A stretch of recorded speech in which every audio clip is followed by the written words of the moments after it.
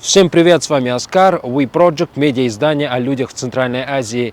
Мы в столице Кыргызстана, в городе Бишкек. Теплый, солнечный город, но не сегодня. Сегодня здесь немного зимняя погода. Я приехал в Бишкек, чтобы рассказать вам о интересных и креативных местах этого города. Тем более, что столица Кыргызстана в последние годы показывает очень хорошую тенденцию роста креативной индустрии. Что будет интересно жителю Центральной Азии, приехавшему в Бишкек, смотрите в этом выпуске. Поехали!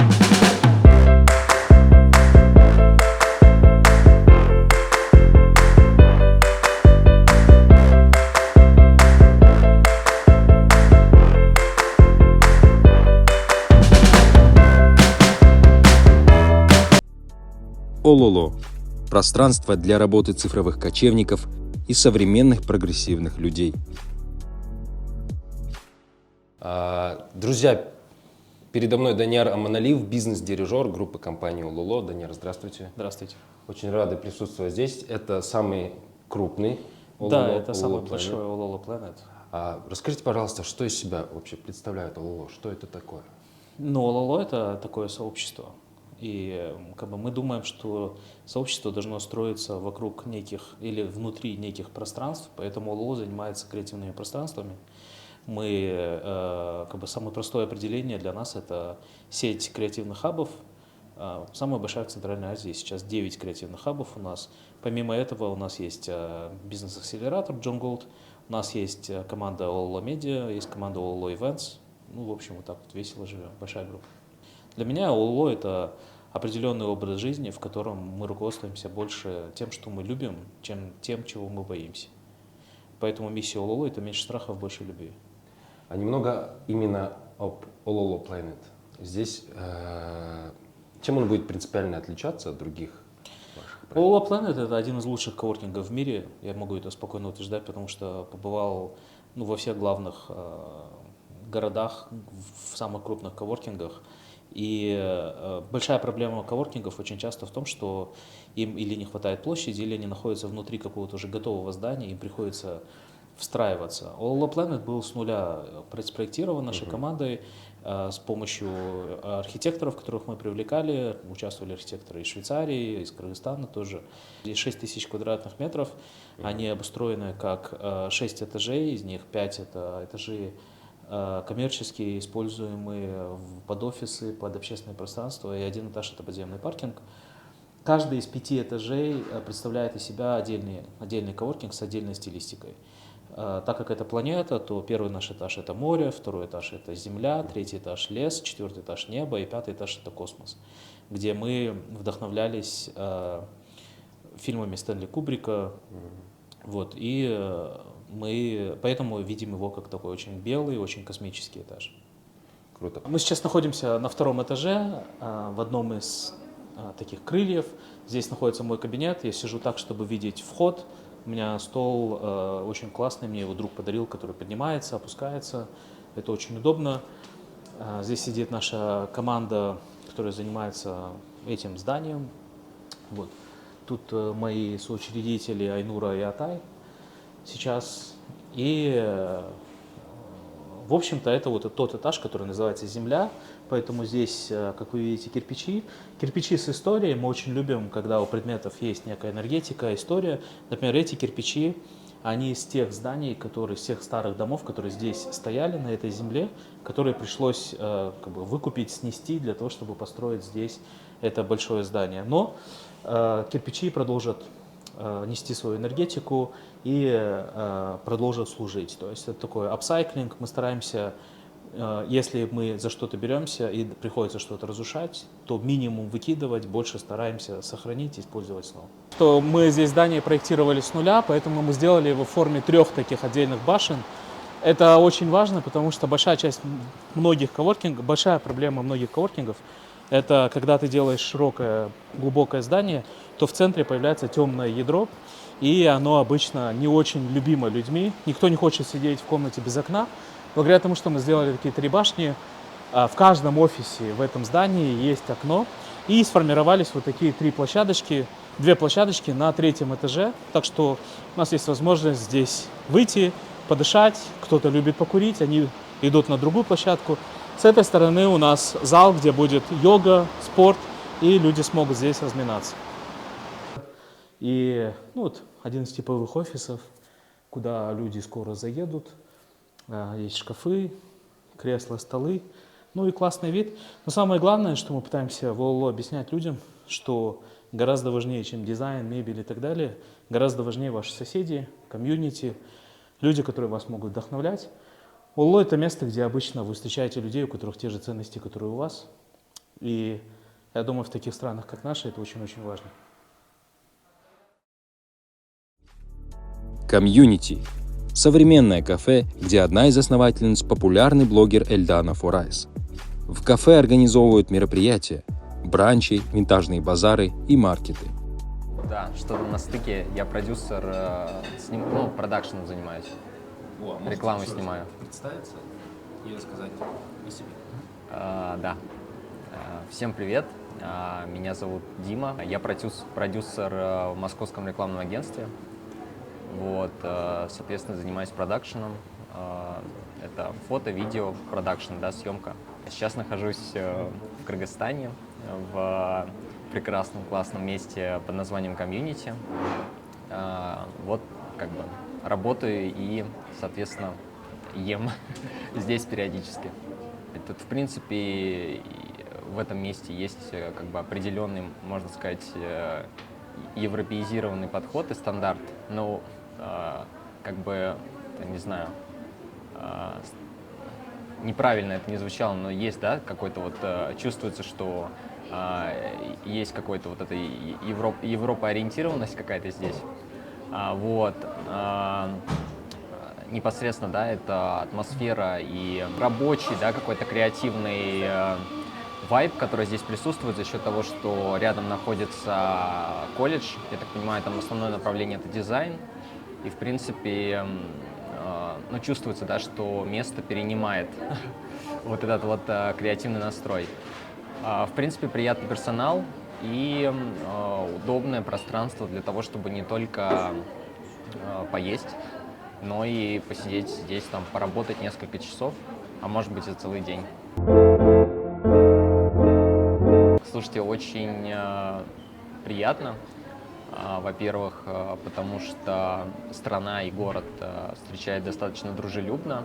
Приятно понимать, что ты как бы не совсем чужой, вот, и это очень круто. Одно тоже из первых мест, о котором я узнал, это ОЛО, вообще весь их кластер. Вот, я пришел в ОЛО, который находится на Эркиндик бульваре, и оно меня сразу расположило. Знаю, что у них скоро откроется ОЛО Planet. Там я не был, но я видел, как выглядит здание, и, в принципе, все, что касается там медиаподдержки вообще бренда ОЛО, я плюс-минус за этим слежу, и, мне кажется, очень круто все, что они делают.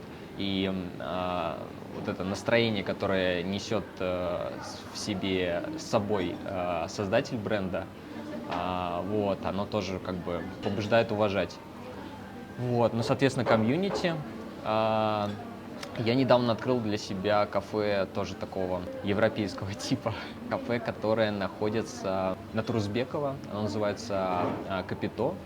Вот, его открыл, я не знаю, как-то мне удалось поконтактировать с владельцем, его открыл человек выходом из Швейцарии, и они там готовят очень классную итальянскую кухню, и, то есть, не знаю, вот именно с точки зрения еды там все круто, место само по себе как бы приятное и дружелюбно настроено, вот, так что так.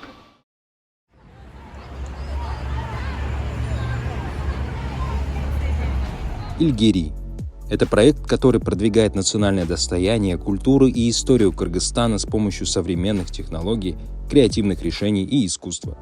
Друзья, передо мной Адам Усупов, креативный директор Ильгири. Проект, который очень интересен для нас. Мы сейчас находимся на выставке, как раз-таки организованной Ильгири. Адам, расскажите, пожалуйста, поподробнее, что это за проект? Проект Эльгири — это мультидисциплинарный, мультимедийный проект, инициирован нашим основателем Эриком Абдыкалыковым. Инициатива зародилась с идеей того, что у нас случилась революция в октябре 2020 года. Было такое сознание, что проблемы вообще, социальные проблемы общества, они рождаются вообще из недостатка культуры в стране. Наша главная платформа — это все-таки Инстаграм. У нас есть несколько аккаунтов. Первый — это ilgiri.kg. Здесь будут появляться ссылки. Да. Наша арт-инициатива, она ilgiri.art. Как раз-таки там мы вообще делим свои категории под разные вещи. Бренд, стритвер бренд Эльгири Картель. Там тоже вы можете ознакомиться. Как раз-таки мы двигаемся в этом направлении, в развитии моды, стрит-культуры в Кыргызстане. И здесь, на минус втором этаже отеля «Новотель», представлена наша выставка под названием «Чалкан». Выставка «Чалкан» — это про красоту кыргызского языка.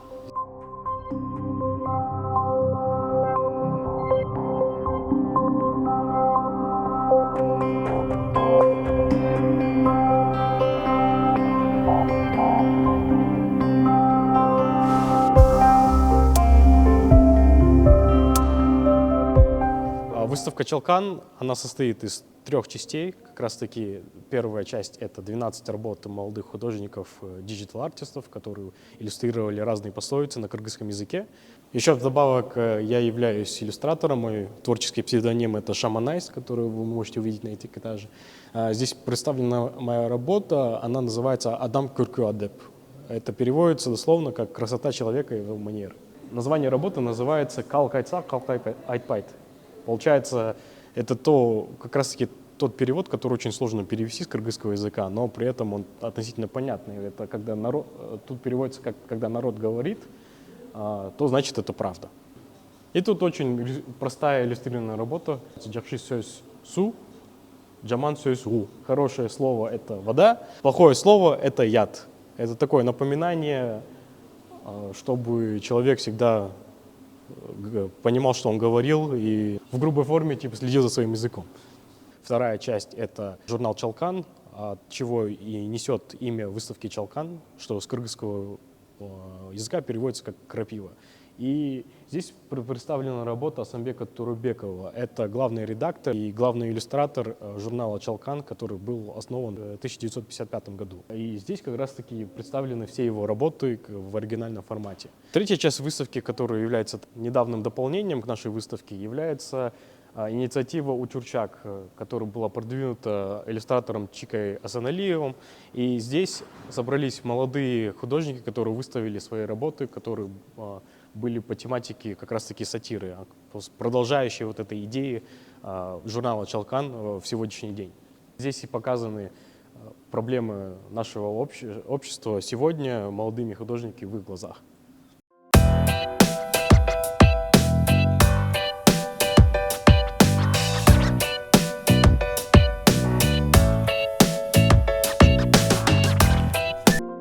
На нашей выставке представлено 2 бренда. Это бренд Эльгири Картель и бренд Курчак. Эльгири Картель — это как раз-таки наш местный стритвер бренд, который мы продвигаем как смешение стрит-культуры и нашим кочевническим образом жизни. Второй бренд — это бренд Курчак. Бренд Курчак — это о спасении и возрождении кыргызских традиционных ремесел. Слово «курчак» переводится напрямую с кыргызского языка как «кукла». Куклу мы дарим в качестве подарка каждому клиенту, который купил у нас куртку. И мы даем ему нитки и иголки, чтобы он вышел в свой паттерн. Это коллекция тушкиизов. Тушкииз — это панно, которое передается от своей матери и дочери. Когда она выходит замуж, мать вышивает некую благодать в каждом орнаменте.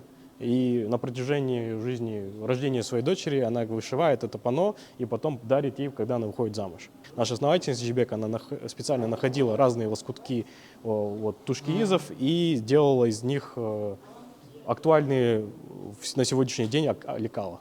Машинная вышивка у нас в ценовом диапазоне около $500, а ручная вышивка $1500. У нас бренд Эльгири Картель, который рассчитан на более такую среднюю ценовую политику. Мы взяли главную инициативу того, чтобы человек мог бы с гордостью носить какой-то элемент своей культуры в одежде, чтобы люди носили, частичку своей культуры, которую они могли бы продвигать не только у себя в стране, но и за рубежом. Чтобы люди не носили одежду всякого масс-маркета, мы как раз-таки продвигаем идею того, чтобы люди носили своего отечественного производителя и дополнительно продвигали вот эту частичку своей культуры, которая заложена в таких брендах, как Курчак и Эльгири Карте.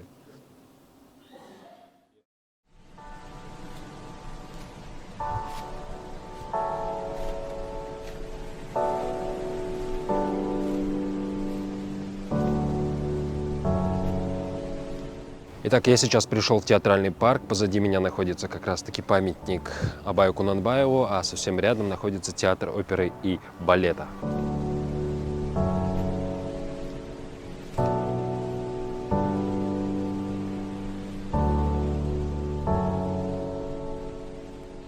Итак, ну что ж, я продолжаю мое путешествие по Золотому квадрату Бишкека. Сейчас я подошел к Музею искусств.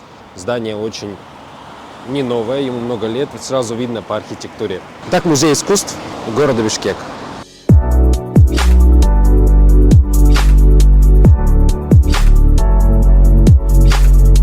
Итак, друзья, следующая моя остановка — это парк имени Чингиза Айтматова. Классное место, уверен, когда тепло, здесь очень много молодежи, современной, прогрессивной, точно место притяжения.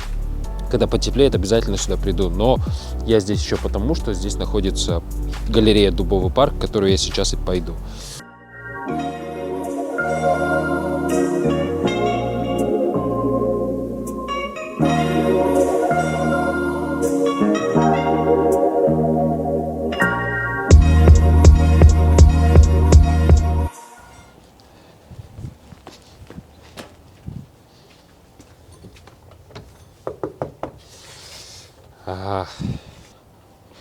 Ну что ж, друзья, вот я и перед галереей Дубовый парк. Сегодня она, к сожалению, закрыта, но это не отменяет того факта, что это прекрасное место притяжения. Если будете в Бишкеке, обязательно сюда зайдите.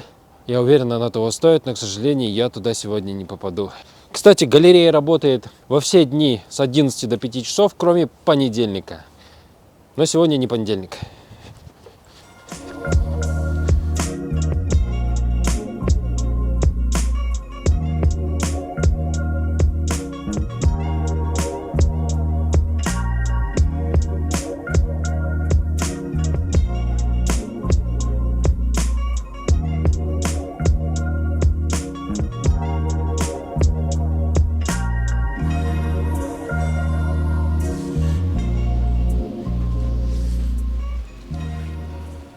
Так, следующая моя остановка — это бульвар Эркиндик, пешеходный бульвар, который простирается от проспекта Жубек-Жолы до улицы Тугульбай-Ата. Одна из центровых улиц, место притяжения в Бишкеке, где всегда можно найти приятные знакомства и приятно провести время. Бульвар Эркиндик, мы здесь.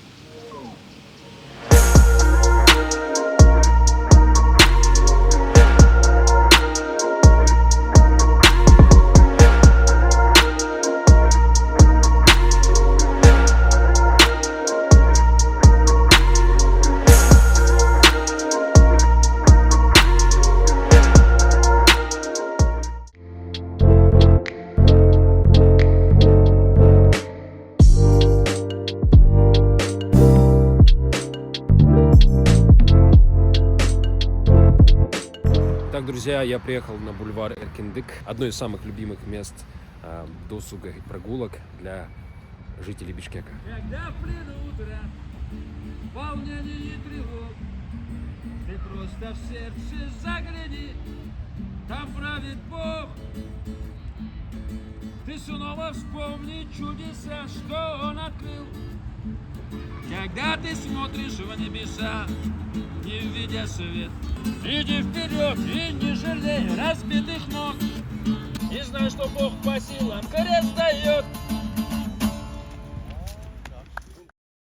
Мы в данное время находимся вот на бульваре Эркиндик. Бульвар Эркиндик находится в самом центре города и является одним из самых посещаемых мест. И здесь очень уютно, очень тепло. И место очень... подходит для прогулок, особенно осенью и да. весной. Каждый день после пары выходим вот так вот и вот здесь с друзьями стоим, сидим, общаемся.